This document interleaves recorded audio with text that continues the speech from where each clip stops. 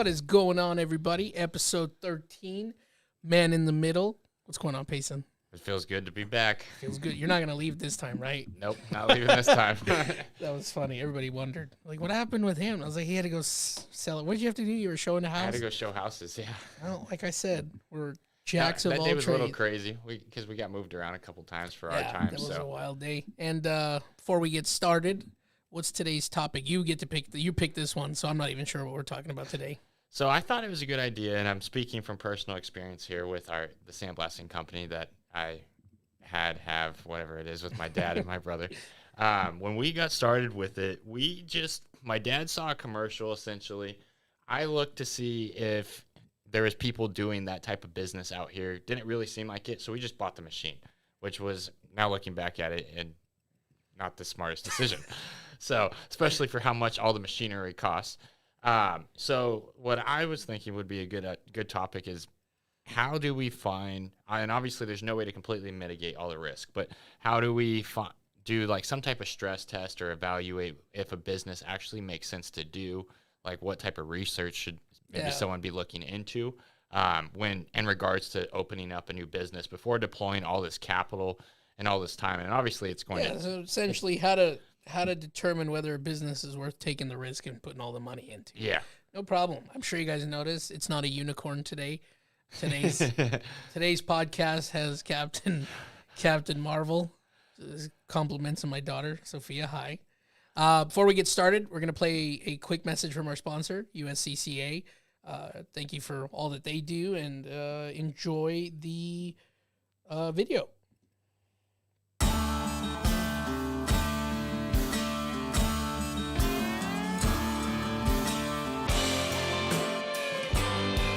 It's in our nature to protect the ones we love, to stand up to any danger, to be strong and courageous, to always be prepared, to keep our family safe, to be the first line of defense. We are born to protect. Goosebumps. It's a good... They did a great job. And if you want to know more about the USCCA, click the link in the description below to get your free information packet. So let's get into it. Topic you want to talk about. How do you know a business is worth investing into? Mm-hmm. And that's why we're going to name this podcast Testing the Waters. So that's a great question. And there's not really an easy answer to this question. I figured. Because every industry is different. Mm-hmm. If you're in the, let's put it this way. We talked about this last time. I'm sure you've noticed we use those tacos vendors that are popping up on the sides of the street and stuff, and you're seeing a lot of like food trucks. It is marginally cheaper to cut as many of those overhead costs out as you can. Mm-hmm. I think the city of Santa Monica is actually having an issue with food trucks, for instance, because the patrons would rather eat from a food truck by the pier than the restaurants at the pier. So restaurants went to the mayor and to the government body that manages the city of Santa Monica, and they said it's not fair that we have to pay $30,000 to $40,000 in rent to be on this pier every month, and these guys can just park their food truck in the parking lot and do it. So they're upset, and I get why they're upset. If I was paying $40,000, but then where do the people who come, the food truck people? They're like, all right, how did they get started, right? So we have to think about how they got started, because they didn't just start with a food truck. They probably tested the waters. And what that meant was they thought of an idea. They theory crafted, planned, pre-planned, started testing, right? There's a lot of testing that goes into it. Like when you guys bought the machine, did any of you know how to use it? The sandblasting stuff? No, not really. So how'd you learn? They just tested. Yeah, as soon as they got home from Houston, they're like day and a half drive back. They literally got out. My dad had some parts from the truck he has that he wants to restore, threw it on the ground, just put wood underneath it, and just started sandblasting it. Right, because there's only one real way to test something, and it's just to do it. Mm-hmm. Now, there's levels to that test. Now, if you've been in the industry your entire life, because this is why I said this is a hard question to answer. If you've been in the restaurant industry your entire life and you've decided to close the restaurant physical location and open a food truck, you don't really have to do much testing of the waters. Yeah, you've already done that. Mm-hmm. That's why you came to this conclusion. But we're talking about people who, that's why I said this is double-edged we got going on. You have to know the industry that you're in mm-hmm. to take the risk or the leap of faith. But then there's some people who are like, I don't know this industry, and we're just going to take a leap of faith. And, it works for some, and it doesn't work for others. That's why you have to factor in the statistic that 85% of all businesses fail within the first 2 years. A lot of that has to do with lack of funding, lack of prepping, and a lot of expenditures that come with owning a business that most people don't account for. So let's say I wanted to open a business that had nothing to do with what I know. Mm-hmm. How do I test those waters? Mm-hmm. Well, I would try to do everything in small increments as possible. I would even venture to say that I would start calling people and asking them if this service was available, would they be willing to do it? Mm-hmm. And if you're bold enough, you could even start calling clients and scheduling them for a month out. Mm-hmm. And if you're able to get enough people who are interested in your service mm-hmm. prior to you even purchasing the equipment, mm-hmm. just as like an idea. We tried this with the sandblasting, and we had some stuff kind of booked out. It wasn't anything big, but it was something. Stuff. Yeah, right. We saw that there was some interest. There's potential, exactly, because investing money into zero is really hard. Mm-hmm. It's really hard because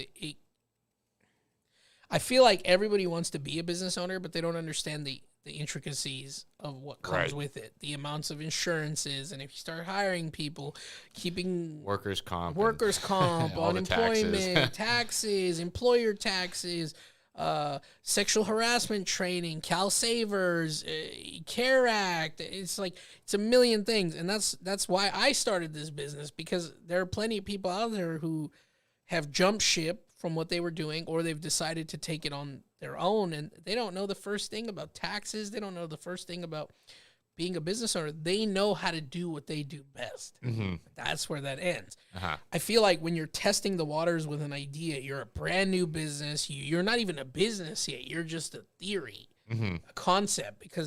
And we talk about this. I come up with new businesses all the time. Mm-hmm.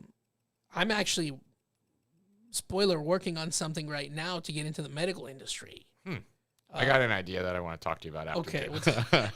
But how did I come to... I'm going to use my own example, right? I'm not going to talk about what it is just yet. I will eventually talk about it, but it's still brand new and I'm still working it out. But I want to implement something into the medical industry that average consumers can utilize. Mm-hmm. And I thought about my idea, and the first thing I did was I started going online. Mm-hmm.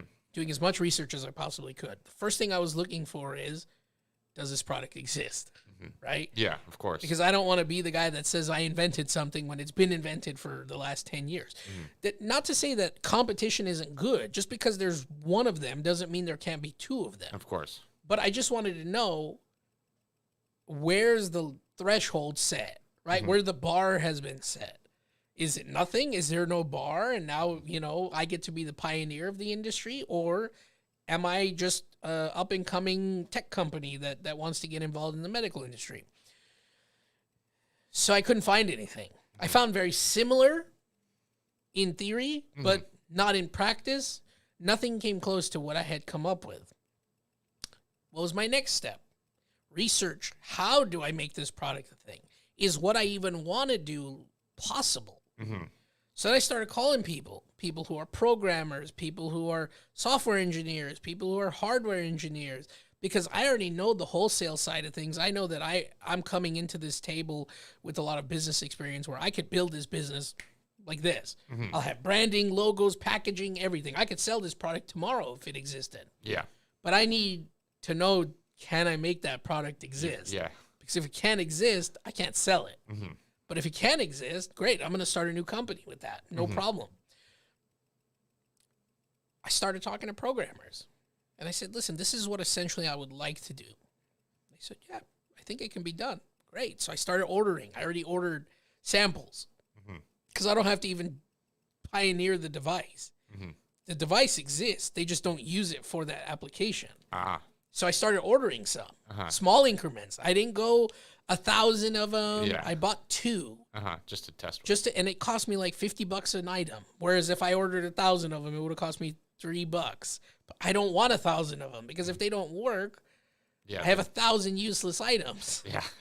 And on top of that, you know, like that's the thing is people get caught up in like you're going to spend more money up front trying to test and create and theory craft and all these things before it actually becomes real. You have to understand that too. You're going to dump money into it with potentially no money ever coming back. I have started many businesses where I put money into it and they never saw it back for various reasons.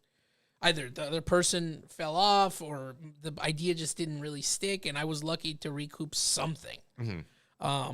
But I've learned over the course of growing and aging and becoming wiser in the industry is like you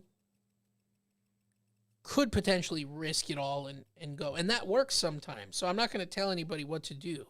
However, I've talked about this before is like I think it depends on where you're at in life as well. If you're a young guy and you can fall back on having no car and living with your parents if things went wrong and you lost your apartment, then go for it.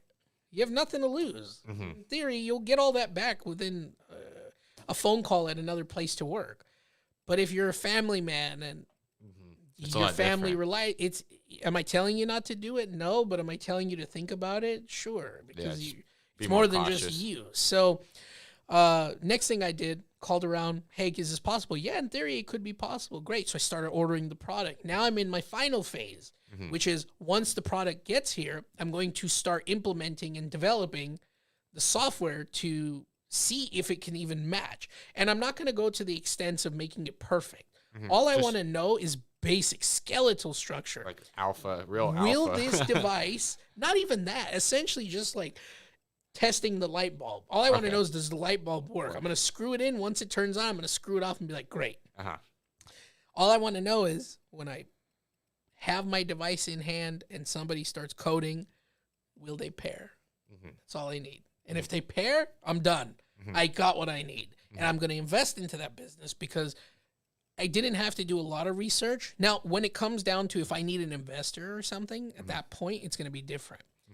Because then I'm going to do real market research. What's the industry worth? How much is this product potentially going to bring me in? What's the market share? What's the market cap? Every product has that. And when you're doing what's called venture capital, which we do those presentations like for clients, people pay us to create them. And I think you've seen that medical one I showed you, right? I think so. The pain one that Pain Center plays. Yeah. So like we do that where it's like, this is the market share. This is what this business can do. If we were to target 6% of this market, it would yield us, X million dollars in revenue. That's next. That's going to be in my like, this has gone from theory to like, we're going to move forward. And I, I think every business should start as a theory. And this could apply in many industries. If you wanted to open up your own restaurant, start selling it to your friends and family online and go from business to business and say, hey, I make lunches for a living. Here's my menu for today. That's really popular. There's a TikToker who does that, or Instagrammer. I'm not sure because I watch her clips on Tim the Tap Man's YouTube highlights when he reviews TikToks.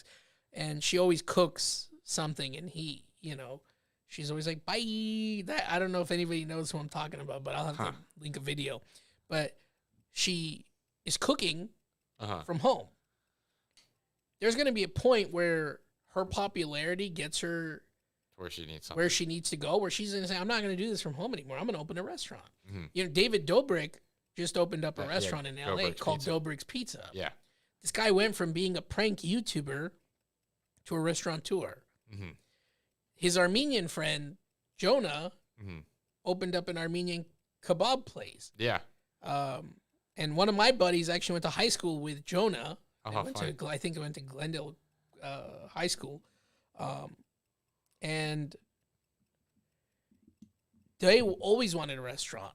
From what I understood, when my buddy explained, he says, his dad's always wanted to own a restaurant. He just never could. Mm-hmm. So it was like, because he had cooked all his life, and he always said he wanted to own his own restaurant. So it's like, great.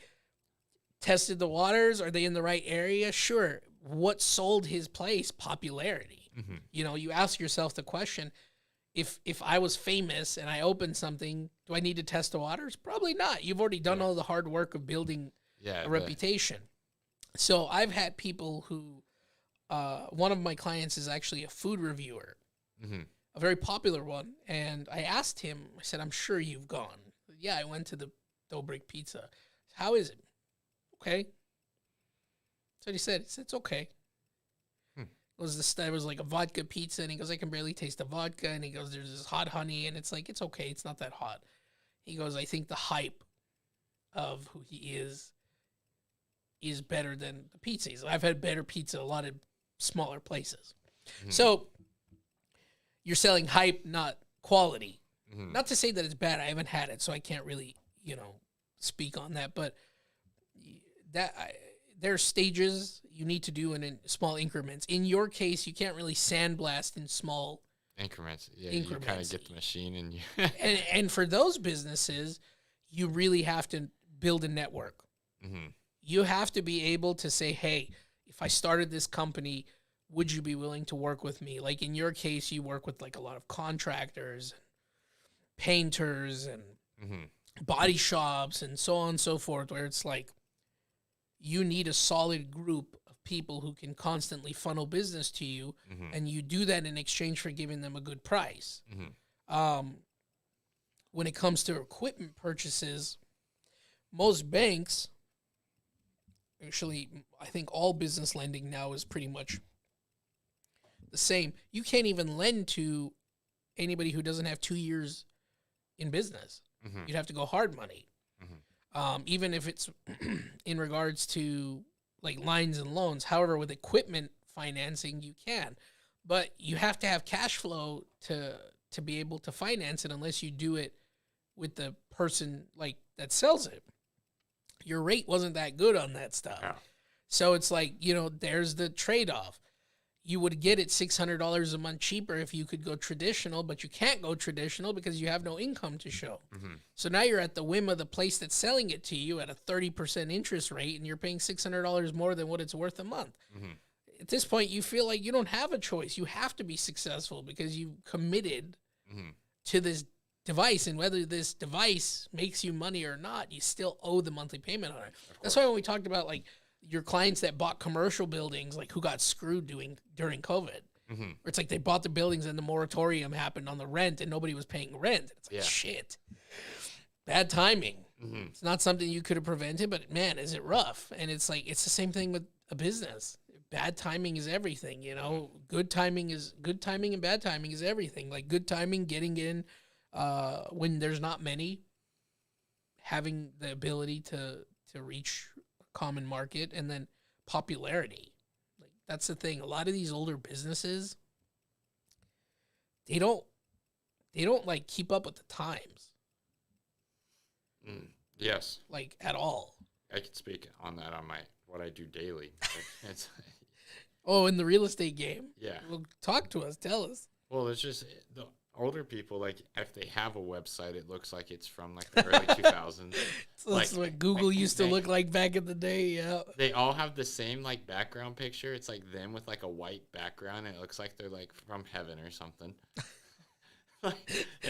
They just have like, they all have the same like similar type of like feel to it. Like there's some that obviously crush in, they've adapted and stuff, but like most don't, and so it just looks like an older person. Grandpa's on his forgot his Alzheimer's meds again. He thinks he's a realtor. No, I get what you're saying. There's a lot of times like when we do that, we evaluate websites, and I'm just like, yeah, this is not good. Yeah. Like, you got to keep up. That was one thing with the sandblasting that I noticed. Like, when I was looking at other companies' websites before we were getting it, and that's how they kind of look like they either, like, they paid someone like $500 to build the website, and the person didn't know how to build a website, or they just didn't have a website. It all goes back to cost. When they first started that business, in their mind, the website's the least of their concern. They need to invest into product, which is true. Like a website like ours, which I coded myself, if I were to get a request from a client to do that website, I probably would have charged $12,000. Yeah, $10,000 to $15,000. Yeah, because it was meticulously done. It was all done line for line by me with my, with my computer. And it's like, a good website's not cheap. No. A good anything's not cheap. Good equipment's not cheap. Good website's not cheap. But you can't, I say this all the time, you can't expect your business to thrive if the surrounding things that you put into this business aren't quality. Agreed.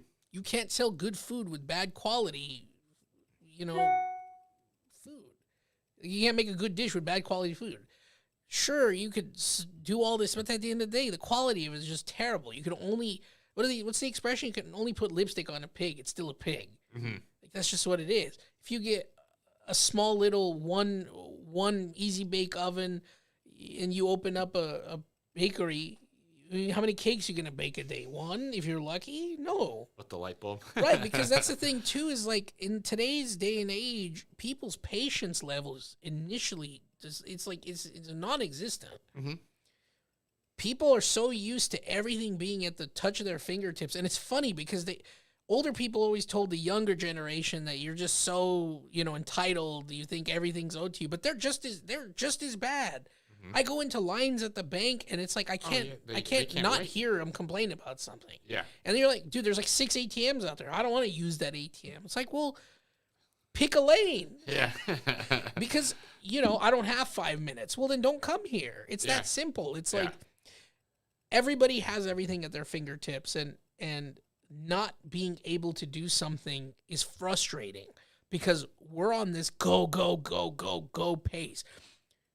Imagine being a business with very limited funds, and you don't have to imagine because you guys understood this, but you have a business with very limited funds and a world that's traveling at 1,000,000 miles per second.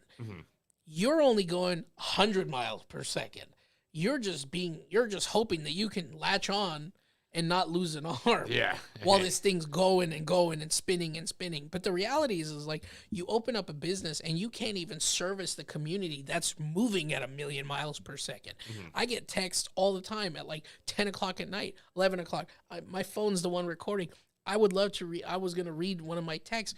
A client of ours says, hey, by the way, when I text you, you don't have to get back to me like 2 seconds later. I'm just letting you know, get back to me when you can. And I said, I love what I do, so I'm not avoiding my clients. The second I'm available, I'll talk to you. But it's like, I understand that good service isn't just measured by how fast you get it, because it has to be good too. But I set myself apart, right? I set this business apart by getting back to people quicker than average person would. So if you call, you have a request, if no one's available, we'll get back to you, but we will get back to you. But if somebody's available, somebody will message you. You have to, and that was the main issue in this industry. It's like people just kind of got laxed and they don't want to learn more. They feel like they're good where they're at and they're not servicing the community that the community is requesting. But that's the thing. The community is requesting so much because they're just used to going on Amazon and being like, add to cart, add to cart, add to cart, add to cart, add to cart. And I use Amazon as an example because like I remember the Circuit City days. I don't know what Circuit City is. Oh, shit. So like Sears and Circuit City. And, I know what Sears is. So like Circuit City was like Best Buy before Best Buy started. Okay, I gotcha. So you used to go there and like, you were lucky. Radio Shack in Circuit City. Okay. You were lucky if it was there. Like you needed a cable, and at this time, like eBay was super sketchy. And Amazon didn't exist yet. So it was eBay. And like eBay was a wishy-washy. You might get what you ordered, you might not. Who knew? And everybody was afraid to use it because it was this new concept. So like Circuit City, dude, we would need like a cable, right? Now a cable is no big deal. Oh, I need a charger. It comes in a pack of 10 and I'll go in and order it. Then it was way different. It's like, you know, and people were okay with it because that was at that time and place in that era how things got done. Well, we don't have it, but I can place an order to this manufacturer and I'll get it for you. And that was that. That's why a lot of these mom and pop stores are failing because you were fine paying the markup because you didn't have another alternative. What was a $4 cable cost you $15? Like, I hate to say this, Best Buy is the worst place to get cables. Like a standard HDMI cable is like $60. It's ridiculous. There. Oh, that's like their TV mounts are like I think minimum $100 for. You know, TV you can go to Home Depot and get one for $40. 25. 40 bucks. Walmart 17. That's what I'm saying. It's like and I've heard the expression like, well, we got to keep the lights on. I'm like, that's not my problem. Yeah. That's your problem. Yeah. I just got to put my TV up and I'm not doing it for $100. Yeah. When I know I could go down the street and get it for 25, it's like, that's where Amazon comes in. I love Amazon, dude. I get to cut the middleman out and I just get straight what I want in 2 days.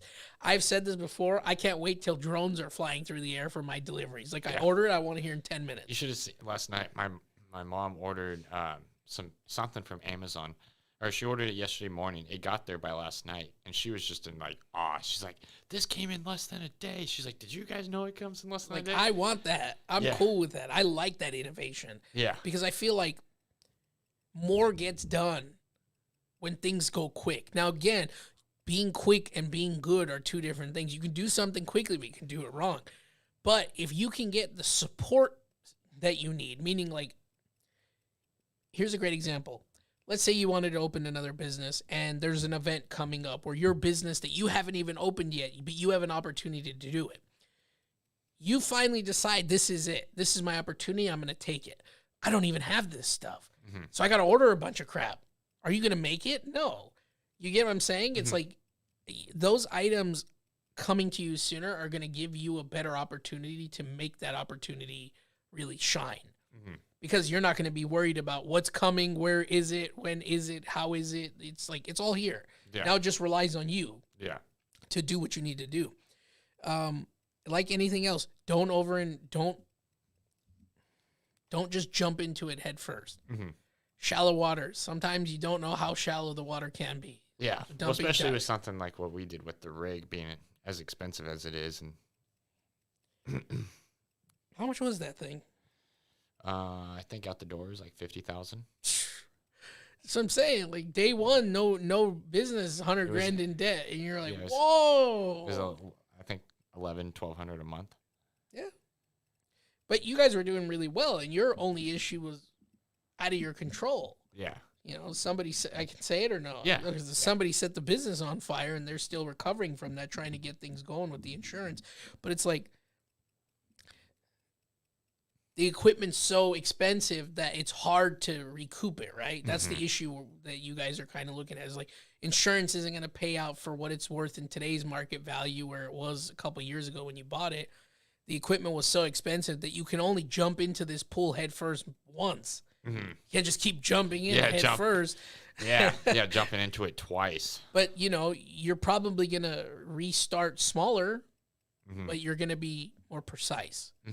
Because you bought a bunch of stuff, and you can attest to this because I know that we've talked about this. You guys bought a bunch of stuff, and some of that stuff you really didn't need. And now you know what's the core of my business. What do we really need just to get reestablished? It's going to be a lot different. It's going to be a lot smoother because you did your trial. Yeah. So sometimes the trial's expensive. In your case, there's no other way to do it, but alternatively, it could have been a very expensive trial. Yeah, very expensive. In your case, it could have been like a cheaper rig, smaller. Yeah. But now you know that. So it's an experience. You learned it. So I think it was a great learning experience. Yeah, sure. I think it was an amazing learning experience. Because you couldn't have taught that. No. You can't teach that. You can't learn that. That just kind of comes with the territory. I didn't turn my phone on. on Do Not Disturb. I'm sorry, everybody. But yeah, I mean that would be, well, how long have we been going now? 35. 35. I was gonna say that would be what I would say. I mean, do you feel like that covered it, or is there any other questions you want to ask? Or? No, I feel like that covered. I guess I was thinking, like you said, like going out and before doing it, just making sure, maybe reaching out to your network and seeing if, like, hey, are people interested in this product? And if you can, even if you're serious about it, maybe lining up people for that product to be used, or that service, whatever it is. Like, hey, if I bought this, would you guys use this in a month or two? I guess that's a good way of testing it. And yeah, exactly. It's cheaper because you're just asking people their opinion. And again, don't rely on those people too, because you could say that, and then you're like, hey, I have it now, and they're like, oh, I didn't know you were being serious. I don't want to pay for that, dude. I mean, yeah, it's a great idea, but I don't want it. And then your friends do this thing where they think they're helping you, but if you want to give it to me for free, yeah, I'll tell everybody about it. It's like, get out of here, dude. Yeah. That's not how you help your friend. No. Yeah, I would say that pretty much covered it. I just, obviously like we said, we jumped into it head first, and I think it's just a good conversation to talk about, so that way if someone is thinking, they're not going to hopefully just jump in head first. Especially, well, I mean, like this podcast equipment is a great example too. I've never done a podcast before, and I had one of my clients one of my, it was my client's son or whoever it was that was like, hey, I'm an audio guy. I used to work on radio. He sent me like what I would need, and it was basic. It was like $300. But once I got there, I came in with the mindset $300. But then, you know, the guy that I spoke with, he's like, listen, you could do this and it's going to cover what you needed to do. But if you're trying to grow from that point, you can't use this. It's going to be obsolete. And I thought about that, and I said, well, how soon do I plan it to grow? Because even now, we're not, you know, a Mr. Beast. No. One day, but I future-proofed, I guess, is what I'm saying. Is I've covered myself for the next 5 years. Yeah. As the channel continues to grow. Now, when it reaches a certain point, I'm going to have to do more than that, but that's, you know, what it is, where it's like, I already had something existing. I'm adding something new. I don't have to test the waters the same way. That's more like, what's my business plan? And in conjunction with what I'm thinking of doing. If you don't have the business operating and this is just another branch of service, but you're just like, literally, I thought of this idea, I want to go forth with it. Research, development, build a business plan, get it going. And that'll really help you. And I talked about this last time, is building a business plan is super important, where it's like, maybe one of these podcasts, we can actually do one. We'll just do like an interactive stream where we just do a business plan live. But that's going to give you a lot. So, you know, save up money, allocate some of that saved up money to try out your idea, and then give it a try. You'll be pleasantly surprised. Even if it doesn't end up working out, you're going to have learned a lot. You'll have a new appreciation for everything, because you'll understand how hard it really is. But it's good for me. I don't know how you feel. That feels good. Cool. I think that covers it. Well, if you guys want to pick the next topic, click that link below, mitm.services. Members get to choose their own topic. Again, thank you to USCCA for being a sponsor. Thank you to Payson for coming in and doing the podcast as we normally do. I hope everybody had a Merry Christmas, Happy Holidays, Happy New Year's to all of you. And before we go, we're going to go ahead and share the video of our sponsor. If you're interested in knowing more about USCCA, click that link below.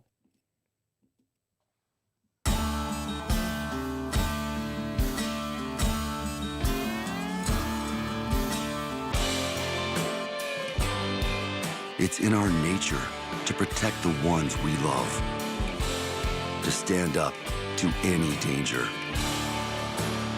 to be strong and courageous, to always be prepared, to keep our family safe, to be the first line of defense. We are born to protect.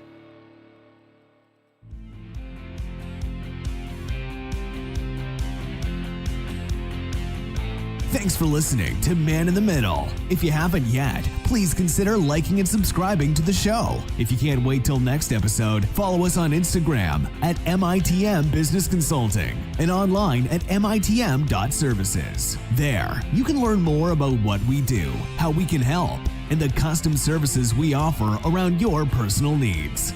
Until next time, if you'd like to choose the topic we discuss and receive additional services, consider joining our membership program at mitm.services. Disclaimer: Man in the Middle expressly disclaims any and all liability or responsibility for any direct, indirect, incidental, special, consequential, or other damages arising out of any individual's use of, reference to, reliance on, or inability to use this podcast or the information presented in this podcast. We look forward to you tuning in next time.